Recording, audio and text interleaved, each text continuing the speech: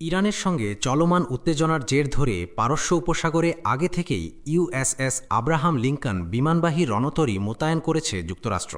এবার এর সাথে যোগ দিতে আরব সাগরের দিকে এগিয়ে আসছে বিশ্বের সবথেকে উন্নত বিমানবাহী রণতরী ইউএসএস জেরাল্ড আর ফোর্ড। ইরানের উপর চাপ সর্বোচ্চ পর্যায়ে নিতেই এই জোড়া রণতরী মোতায়েনের সিদ্ধান্ত নিয়েছে ট্রাম্প প্রশাসন। কয়েকশো স্টেলথ ফাইটার ৮ মিসাইলে ঠাসা এই জোড়া রণতরী যে কোনো মুহূর্তে ইরানের উপর হামলা শুরু করতে পারে বলে আশঙ্কা করা হচ্ছে। এই দানবীয় রণতরী দুটিতে কয়েকশো অত্যাধুনিক ফাইটার জেট ও হেলিকপ্টার ইরানের বিরুদ্ধে যুদ্ধের প্রস্তুতি নিচ্ছে, যার মধ্যে রয়েছে F-35C স্টিল ফাইটার, F-8 যুদ্ধবিমান এবং E-2D হক আই সার্ভেইলেন্স বিমান। এছাড়া বিমানবাহী রণতরীতে প্রায় ২০০০ টন বিস্ফোরক রাখা হয়েছে, যার মধ্যে রয়েছে লেজার গাইডেড স্মার্ট বোমা, সি স্প্যারো এবং র্যাম মিসাইল সিস্টেম। এছাড়া আকাশপথে যে কোনো আক্রমণ রুখতে এতে রয়েছে স্বয়ংক্রিয় ফালাংস ক্লোজিন ওয়েপন সিস্টেম।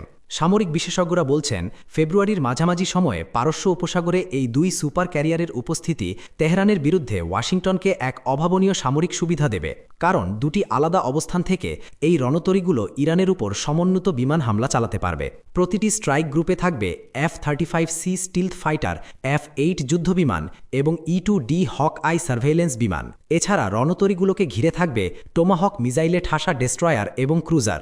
বিশ্লেষকদের মতে ইরানের বিরুদ্ধে আমেরিকা হয়তো দীর্ঘমেয়াদী স্থলযুদ্ধ বা বিমান হামলা চালাবে না, বরং তাদের কৌশল হতে পারে অত্যন্ত দ্রুত ও নিখুঁত এক ডিক্যাপিটেশন স্ট্রাইক।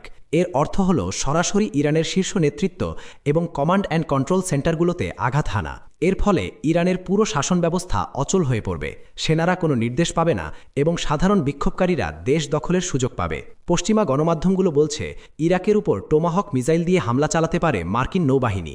মার্কিন ডেস্ট্রয়ারগুলো থেকে ৯০০ মাইল পর্যন্ত নির্ভুল নিশানায় টোমাহক মিসাইল ছোড়া যায়। বিশেষ করে ব্লক 4 টোমাহকগুলো ওড়ার সময় মাঝপথেই দিক পরিবর্তন করতে পারে, এমনকি প্রয়োজনে নির্দিষ্ট লক্ষ্যবস্তুর উপর চক্কর দিয়ে গোয়েন্দা তথ্য সংগ্রহ করতে পারে। এমনকি চলন্ত গাড়ি বা জাহাজে থাকা নেতাদের ট্র্যাক করে ধ্বংস করার প্রযুক্তিও এখন মার্কিন বাহিনীর হাতে। এছাড়া শোনা যাচ্ছে F-35C স্টিল ফাইটারের মাধ্যমে ইরানের আকাশের আধিপত্য নিতে চাচ্ছে যুক্তরাষ্ট্র। হামলার শুরুতে টোমাহক মিসাইল দিয়ে ইরানের রাডার ও আকাশ প্রতিরক্ষা ব্যবস্থা গুড়িয়ে দেওয়া হবে। এরপর দৃশ্যপটে আসবে পঞ্চম প্রজন্মের স্টিল ফাইটার F-35C।